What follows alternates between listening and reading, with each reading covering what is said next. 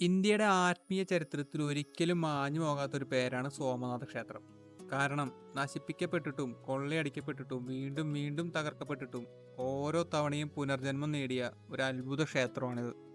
ഗുജറാത്തിൽ സ്ഥിതി കൊള്ളുന്ന സോമനാഥ ക്ഷേത്രത്തിന്റെ വീഡിയോയിലോട്ട് എല്ലാവർക്കും സ്വാഗതം.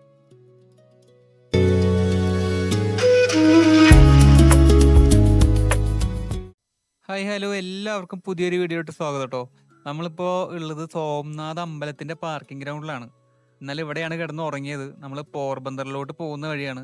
പോകുന്ന വഴിക്ക് കിടന്നുറങ്ങാൻ വേണ്ടി മാത്രമായിട്ട് നിർത്തിയതാണ്. അപ്പോൾ നോക്കിയപ്പോൾ വലിയൊരു പാർക്കിംഗ് ഏരിയ ഇവിടെ. ഇപ്പോൾ നമുക്ക് ഈസിയായി കിടന്നുറങ്ങാന്ന് വെച്ചിട്ട് ഇന്നലെ ഇവിടെ കിടന്നുറങ്ങി. അപ്പോൾ നമ്മളിവിടെ അതുവരെ വന്നതല്ലേന്ന് വെച്ചാൽ ഈ അമ്പലം ഭയങ്കര ഫേമസ് ആണ്. ഇവിടെ ഭയങ്കര ഭയങ്കര വിശ്വാസികളുള്ള ഒരു വലിയൊരു ഫാൻ ഫോളോയിങ് അല്ല, ഭയങ്കര ഒരു ഡിവോട്ടി ഫോളോയിങ് ഉള്ള ഒരു വലിയൊരു അമ്പലമാണത്.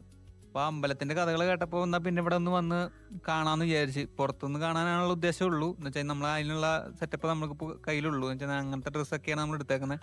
പിന്നെ നമ്മുടെ വണ്ടറെ മുകളിൽ ഒരു ലോഡ് ലഗേജും ഉണ്ട്. അങ്ങനെ നമ്മൾ അമ്പലത്തിന്റെ പരിസരത്ത് ഇറങ്ങിയ നേരത്തെ ആദ്യം കണ്ടത് ഇങ്ങനെ നല്ല ഹൈറ്റില് ഒരു പ്രാവുകൾക്ക് വേണ്ടിയിട്ടുള്ള ഒരു ഏരിയ ആണ്. അതായത് ഇവർക്ക് ഇവിടെ താമസിക്കാനുള്ള രീതിക്ക് ഭയങ്കര ഒരു അടിപൊളി സെറ്റപ്പ്. കുറെ നേരം നമ്മള് നമ്മുടെ അമ്പലത്തിലോട്ടുള്ള എൻട്രൻസ് എവിടെയാന്ന് അറിയാതെ കുറെ നടന്നു. അങ്ങനെ അവസാനം നമുക്ക് അറിയാവുന്ന ഹിന്ദി വെച്ച് ഓരോ ചേട്ടന്മാരോട് ചോദിച്ച് നമ്മൾ ഒരു തരത്തില് വഴി മനസ്സിലാക്കി എടുത്തു. അങ്ങനെ നമ്മള് ഒരു വിധത്തിൽ അമ്പലത്തിനകത്തോട്ട് കിടന്നു കേട്ടോ. അമ്പലത്തിനകത്തോട്ട് കിടന്നപ്പോ ഇവിടെ ഒരുപാട് ഈ പൂ വിൽക്കുന്ന ആൾക്കാരുണ്ട്. ഈ പൂമാല കെട്ടിയിട്ട് അത് വിറ്റ് ജീവിക്കുന്ന കുറെ ആൾക്കാരുണ്ട് ഇവിടെ. അപ്പൊ കുറെ തരത്തിലുള്ള ആൾക്കാർ, അപ്പൊ കുറെ ആൾക്കാരുണ്ട്. അവരുടെ കച്ചവട മേഖലകളുണ്ട്. നമ്മൾ ഉള്ളിലോട്ട് കയറി വന്നപ്പോൾ ആൾക്കാർക്ക് കടക്കാനുള്ള എൻട്രൻസ് ഉണ്ട്. അപ്പൊ ആ എൻട്രൻസിന്റെ അവിടെ എന്തൊക്കെയാണ് അവിടെ അങ്ങോട്ട് കടത്താൻ പറ്റുന്നത്. അതായത് ഇപ്പോ ഡിസ്റെസ്പെക്ട്ഫുൾ ആയിട്ടുള്ള ഡ്രസ്സുകൾ ഇടാൻ പാടില്ല, ഡോഗ്സ് അങ്ങനെ പെറ്റ്സിനെ കൊണ്ടുവരാൻ പറ്റില്ല, അതുപോലെ ഫോണ് അങ്ങനെ ഇലക്ട്രോണിക് ഐറ്റംസ്, അത് ആസ് യൂഷ്വൽ എല്ലാം മിക്ക അമ്പലത്തിലും ഉള്ള പോലെ അവിടെയും ഉണ്ട്. എന്ന് വെച്ച് കഴിഞ്ഞാൽ നോർത്ത് സൈഡിൽ അങ്ങനെ റെസ്ട്രിക്ഷൻസ് വളരെ കുറവാണ് എൻ്റെ അറിവില്. ഞങ്ങളിപ്പോ വേറെ അമ്പലങ്ങളിലൊക്കെ ഇങ്ങനെ അമ്പലങ്ങളും ഇതുപോലത്തെ റിലീജിയസ് പ്ലേസിൽ ഇങ്ങനെയുള്ള റെസ്ട്രിക്ഷൻസ് ഭയങ്കര കുറവാണ്. പക്ഷെ ഇവിടെ അത് നല്ല വെടിപ്പായി എഴുതി വെച്ചിട്ടുണ്ട്, എല്ലാ ഭാഷയിലും എഴുതി വെച്ചിട്ടുണ്ട്. അപ്പോൾ അവിടെ അത് പ്രശ്നമാണ്, മൊത്തത്തിൽ അത് പ്രശ്നമാണ്. അങ്ങനെ പിന്നെ നമ്മളിന്നാ അമ്പലത്തിന്റെ ഫ്രണ്ട് സൈഡിൽ പോയിട്ട് അമ്പലത്തിന്റെ ഒരു വ്യൂ കാണാം എന്നുള്ള രീതിക്ക് നമ്മളിങ്ങനെ അമ്പലത്തിന്റെ ഫ്രണ്ടിലോട്ട് നടന്നുകൊണ്ടിരിക്കുക കേട്ടോ. അങ്ങനെ നടക്കുമ്പോൾ എന്ന് പറഞ്ഞു കഴിഞ്ഞാൽ ഇവിടെ മണ്ണിട്ട സെറ്റപ്പ് ഒന്നും അല്ല. ഇവിടെ മുഴുവനായിട്ടും ഫ്രണ്ട് മൊത്തം അവിടെ സ്റ്റോൺ വിരിച്ചിട്ടുണ്ട്. നല്ല വൃത്തിയുള്ള ഒരു അന്തരീക്ഷമുണ്ട്. നമ്മളിപ്പോൾ രാവിലെയാണ് ഇറങ്ങിയിരിക്കുന്നത്. അപ്പോൾ അവിടെ ഒരുപാട് പ്രാവുകളൊക്കെ ഉണ്ട്.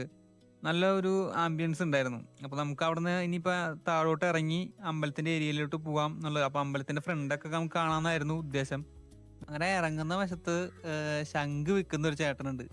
ഒറിജിനൽ ശംഖ് പോലെ തോന്നിപ്പിക്കുന്നുണ്ട്. അത് ആ പിള്ളേരുടെ തലയിൽ വെച്ച് കെട്ടിക്കൊണ്ടിരിക്കുകയാണ്. അപ്പൊ അവര് ഊതുമ്പോ കാറ്റ് മാത്രമേ വരുന്നുള്ളൂ, ശബ്ദം വരുന്നില്ല. ഇങ്ങനെ അത് ഊതി കാണിച്ചു കൊടുക്കുന്നുണ്ട്. എങ്ങനെയൊക്കെയോ അത് സെയിലാക്കാനുള്ള ഒരു ഒരു ലക്ഷ്യമാണ് ആള്. അപ്പൊ അവിടെ ഇതുപോലത്തെ ശംഖൊക്കെ വിൽക്കുന്ന ഒരുപാട് കടകൾ അവിടെ ഉണ്ട് കേട്ടോ. അങ്ങനത്തെ ഏരിയകളാണ് അവിടെ കൂടുതൽ ഉള്ളത്. പിന്നെ നമ്മൾ അങ്ങനെ ഒരു വിധത്തിൽ അവിടെ സ്റ്റെപ്പൊക്കെ ഇറങ്ങി ഒരു വിധത്തിൽ നമ്മൾ അമ്പലത്തിന്റെ ഫ്രണ്ട് ഗേറ്റിലെത്തി. അവിടെയും ഇതുപോലെ എഴുതി വെച്ചിട്ടുണ്ട് ഫോൺ അലൗഡ് അല്ല, അതുപോലെ കുറെ പ്രൊഹിബിറ്റഡ് ഐറ്റംസ് മൊത്തത്തിൽ അവിടെ എഴുതി വെച്ചിട്ടുണ്ട്. അതൊക്കെ കണ്ടു. എന്നാ പിന്നെ എന്തായാലും ആവട്ടെ വെച്ചാൽ നമുക്ക് അമ്പലത്തിന്റെ കുറച്ച് ഫോട്ടോയും വീഡിയോ ഒക്കെ എടുക്കാന്നുള്ള രീതിക്ക് അങ്ങനെ ഫ്രണ്ടിൽ വരുന്നുണ്ട്. അപ്പൊ അങ്ങനെ വീഡിയോയും ഫോട്ടോ എടുക്കുന്നവരുണ്ട്, കുറെ ഗ്രൂപ്പ് ഫോട്ടോ എടുക്കുന്നവർ, സെൽഫി എടുക്കുന്നവരൊക്കെ ആയിട്ട് അവിടെ കുറെ ആൾക്കാർ ഭയങ്കര എൻഗേജ്ഡ് ആണ് അവിടെ. അപ്പൊ കുറച്ച് തിരക്കുണ്ട്. അപ്പൊ നമ്മൾ അവിടെ ഒരു ഒഴിഞ്ഞ സ്ഥലം നോക്കി നമ്മളും കയറി നിന്നു കേട്ടോ. ഈ അമ്പലത്തിന്റെ പുരാണ കഥകൾ എടുത്തു കഴിഞ്ഞാൽ ഭയങ്കര രസാട്ടോ. എന്നുവെച്ചാൽ ഈ അമ്പലത്തിന് ഈ സോമനാഥം അഥവാ സോമനാഥ ക്ഷേത്രം എന്ന് പേര് വരാൻ കാരണം എന്താന്ന് വെച്ചാൽ, ഇതിലെ സോമ എന്ന് പറയുന്നത് ചന്ദ്രനെയാണ് സൂചിപ്പിക്കുന്നത്. ചന്ദ്രദേവനാണ് സോമൻ. നാഥൻ എന്ന് വെച്ചാൽ ചന്ദ്രന്റെ നാഥനായ ശിവനാണ് ഇവിടുത്തെ പ്രതിഷ്ഠ. ഇത് ഈ സോമനാഥൻ എന്ന് പറഞ്ഞ പേര് വരാൻ കാരണം എന്താ വെച്ച് കഴിഞ്ഞാൽ, നമ്മുടെ ചന്ദ്രദേവന് 27 ഭാര്യമാരാ, ഒന്നും രണ്ടും അല്ല. അങ്ങനെ ഇതില് രോഹിണി എന്ന് പറഞ്ഞ ഭാര്യയെ മാത്രം ചന്ദ്രദേവനോട് പ്രത്യേകിച്ച് ആൾക്ക് കൂടുതൽ ഇഷ്ടം അതിനോട് മാത്രമേ, അതായത് ഈ രോഹിണിയോട് മാത്രമേ. അങ്ങനെ ഇത് കണ്ട ദക്ഷ പ്രജാപതി മൂപ്പരാൾ ഒരു ശപിക്കുകയാണ് ചന്ദ്രനെ.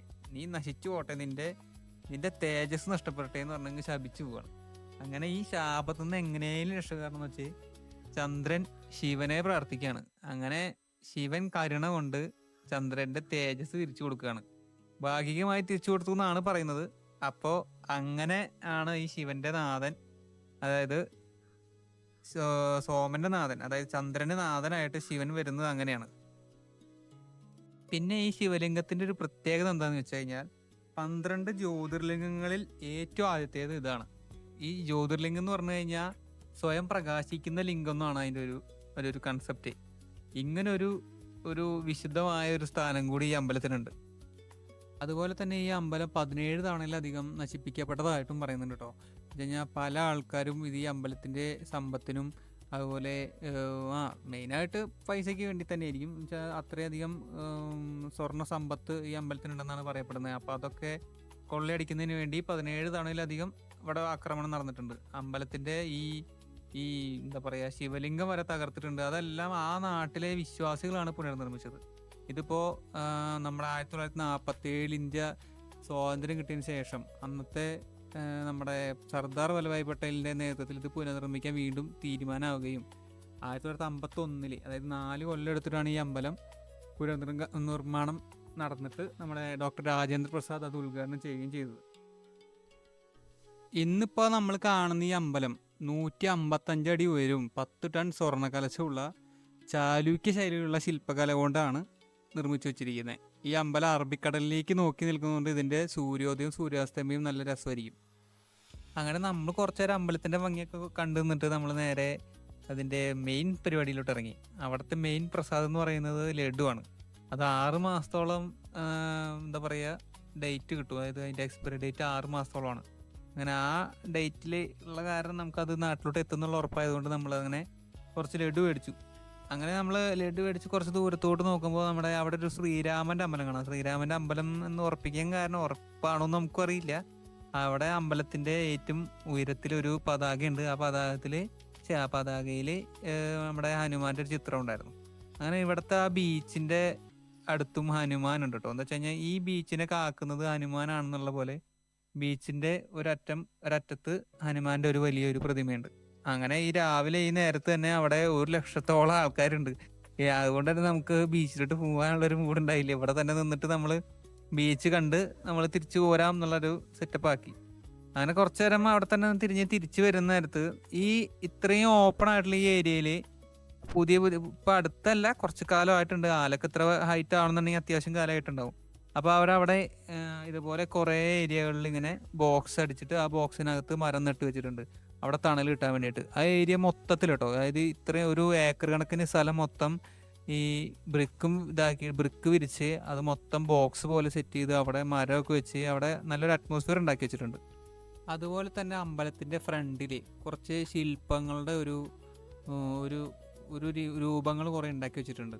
അത് വെറുതെ ഒരു ശില്പകലയല്ല, അത് അവിടുത്തെ എന്താ പറയുക ഒരു സിംബോളിക് കാർവിങ്സ് ആണ്. അതായത് ഇപ്പോൾ ഈ വീഡിയോൻ്റെ തുടക്കത്തിൽ ഒരു സ്ത്രീ ഇങ്ങനെ പാലുണ്ടാക്കുന്നത്, അതുപോലെ നെയ്യൊക്കെ കടഞ്ഞെടുക്കുന്നത്, അതുപോലെ പശുവിൻ്റെ ശില്പം, അത് അവരുടെ ഗോമാതാവ് എന്നുള്ളൊരു കൺസെപ്റ്റിലായിരിക്കണം. അതുപോലെ പുരാതന ഭാരതീയ സംസ്കാരങ്ങളാണ്. അത് ദൈവത്തിൻ്റെ മാത്രമല്ല, അതായത് സമൂഹ ജീവിതത്തിൻ്റെ കേന്ദ്രമായിട്ടാണ് അവിടെ അമ്പലത്തിനെ കാണുന്നത്. അതുപോലെ മെയിനായിട്ട് കൃഷി, ഭക്തി, ജീവിതം, അങ്ങനെ മൊത്തത്തിലുള്ള ഒരു സിംബോളിക് കാർവിങ്സ് ആണ് ഇവിടെ ഈ ഫ്രണ്ടിൽ ഇങ്ങനെ ഉണ്ടാക്കി വെച്ചിട്ടുണ്ട്. ഭയങ്കര ക്രിയേറ്റീവായിട്ട് അവിടുത്തെ അതായത് ഇപ്പോൾ ഈ വീഡിയോയിൽ കണ്ടില്ലേ, ഒരു പശുവിൻ്റെ പാൽ കുടിക്കുന്ന പശുവിൻ്റെ കുട്ടി, അങ്ങനെ അവിടുത്തെ ദൈനംദിന ജീവിതത്തിൻ്റെ കാർവിങ്സ് ആണ് അവിടെ ഒരു ക്രിയേറ്റീവായിട്ട് ഉണ്ടാക്കി വെച്ചിരിക്കുന്നത്. അതാണായിരുന്നു ഇത് അമ്പലത്തിൻ്റെ തൊട്ട് ഫ്രണ്ടിൽ തന്നെയാണ്, അമ്പലത്തിൻ്റെ ഫ്രണ്ട് ഏരിയയിലാണ് ഇത് ഉണ്ടാക്കി വെച്ചിരിക്കുന്നത്. കുറച്ച് ഏരിയ അത് കറക്റ്റായിട്ട് അവർ മെയിൻറ്റെയിൻ ചെയ്ത് പോകുന്നുണ്ട്. അതായത് ഇത് ഉണ്ടാക്കി വെക്കുന്ന പോലെ തന്നെയാണ് ഇതിൻ്റെ മെയിൻ്റെനൻസും. അത് നല്ല രീതിക്ക് അവർ മെയിൻറ്റെയിൻ ചെയ്ത് പോകുന്നുണ്ട് എന്നുള്ളത് നമുക്കിത് കണ്ടാൽ മനസ്സിലാവും. അതുപോലെ തന്നെ അമ്പലത്തിൻ്റെ ഫ്രണ്ടിലായിട്ട് രണ്ട് സ്റ്റാച്ചു കാണാം.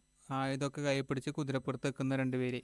അതിൽ അമ്പലത്തിന് പുറത്തായിട്ട് നിൽക്കുന്ന ഈ ആളുണ്ടല്ലോ, ഇതൊരു രാജാവാണ്. ഇങ്ങേര് 16-ാം നൂറ്റാണ്ടിലെ ഒരു രാജ്പൂത്ത് വീരരാജാവാണ്. ആളുടെ പേര് മഹാരാണ പ്രതാപ് എന്നാണ്. അക്ബറിനെതിരെ പോരാടിയ ഒരു വ്യക്തിയാണെന്നാണ് ആളെക്കുറിച്ച് അറിയുന്നത്. രണ്ടാമത് ഈ അമ്പലത്തിൻ്റെ കോമ്പൗണ്ടിനകത്ത് നമ്മുടെ ഒരു സ്റ്റാച്ചു കാണാം. ആ സ്റ്റാച്ചുവിൽ കാണുന്ന ആള് നമ്മുടെ അമ്പലം ഏറ്റവും ആദ്യം മഹ്മൂദ് ഗസ്നി എന്ന് പറഞ്ഞ ഒരാൾ ആക്രമിക്കുകയും അയാൾക്കെതിരെ പോരാടി വീരമൃത്യു മരിച്ച ഹമീർജി ഗോഹിലിന്റെ സ്മരണയ്ക്ക് വേണ്ടിയിട്ടാണ് ഈ സ്റ്റാച്ചു ഉണ്ടാക്കി വെച്ചിരിക്കുന്നത്. അതാണ് ഡീറ്റെയിൽ ആയിട്ട് അവിടെ ഗുജറാത്തിയിൽ എഴുതി വെച്ചിരിക്കുന്നത്. പിന്നെ നമുക്ക് ഗുജറാത്തി അറിയാത്ത കാരണം നമുക്ക് ChatGPT നോക്കേണ്ടതായിട്ട് വന്നു. അങ്ങനെ ഈ സ്റ്റാച്യൂസും നമ്മുടെ അമ്പലത്തിന്റെ ഇതൊക്കെ കണ്ട് നമ്മളിങ്ങനെ ഇവിടുത്തെ മാർക്കറ്റ് പ്ലേസിലെത്തി. ഇവിടെ ഒരുപാട് സാധനങ്ങളുണ്ട്. എന്ന് വെച്ച് കഴിഞ്ഞാൽ ഈ അമ്പലവുമായി ബന്ധപ്പെട്ട അല്ലെങ്കിൽ വിശ്വാസികൾക്ക് വേണ്ടിയിട്ടുള്ള തരത്തിലുള്ള കുറച്ച് സാധനങ്ങളും അങ്ങനത്തെ ആയിട്ടുള്ള ഒരു ചെറിയ മാർക്കറ്റ് പ്ലേസ്. അത് എല്ലാ അമ്പലത്തിലും ഉണ്ടാവുന്നതാണ്, ഇവിടെയും ഉണ്ടായിരുന്നത്. അപ്പോൾ നമ്മളവിടെ കുറെ തരത്തിലുള്ള കയ്യുമിടുന്ന ബാൻഡ്, അതുപോലെ പൂജയ്ക്ക് ആവശ്യമായ സാധനങ്ങൾ, കുറെ സ്റ്റാച്യൂസ്, അങ്ങനെ പലതരത്തിലുള്ള സാധനങ്ങൾ അവിടുത്തെ ലോക്കൽ മാർക്കറ്റ് ആയിരുന്നു അത്. അങ്ങനെ കുറച്ച് നേരമൊക്കെ നമ്മൾ ആ മാർക്കറ്റിന്റെ അടുത്ത് കൂടെ അങ്ങോട്ടും ഇങ്ങോട്ടൊക്കെ നടന്നു. കുറെ ആൾക്കാർക്കൊന്നും നമ്മൾ വീഡിയോ എടുക്കുന്നത് ഇഷ്ടാവുന്നില്ല. അപ്പൊ നമ്മള് പെട്ടെന്ന് തന്നെ ആ മാർക്കറ്റിനുള്ളിൽ നിന്ന് ഇറങ്ങി. ഇനി നമ്മള് ഇവിടെ നിന്ന് പോർബന്തറിലോട്ട് പോവുകയാണ്. നമ്മള് പോർബന്തറിലോട്ടായിരുന്നു നമ്മുടെ ലക്ഷ്യം. ഒരാൾ പറഞ്ഞ ഒരു വാക്കിന്റെ പുറത്താണ് നമ്മൾ ഈ ഏരിയ കണ്ടതും.